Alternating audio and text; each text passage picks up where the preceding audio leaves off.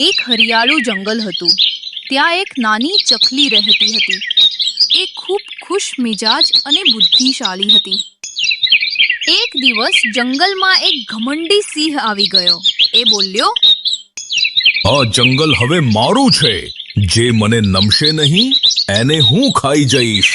બધા પ્રાણીઓ ડરી ગયા. ચકલી વિચાર કરવા લાગી, જો આ સિંહને કોઈ સમજાવશે નહીં તો જંગલમાં કોઈ શાંતિથી નહીં રહી શકે. એ સિંહ પાસે જઈ બોલી, મહારાજ, તમારાથી પણ મોટો એક સિંહ અહીં રહે છે.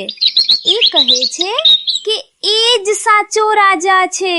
સિંહ ગુસ્સે થઈ બોલ્યો, ક્યાં છે? બતાવી દો મને. ચકલી સિંહને તળાવ પાસે લઈ ગઈ. એ બોલી, હવે અહીં જુઓ, એ જ છે એ. સિંહે પાણીમાં જોયું તો પોતાનું જ પ્રતિબિંબ દેખાયું. એને વિચાર્યું કે એ બીજો સિંહ છે. ગુસ્સે થઈને એ પાણીમાં કૂદી પડ્યો. બધા પ્રાણીઓ હસી પડ્યા. મોટો જે હોય એ રાજા નહીં બને.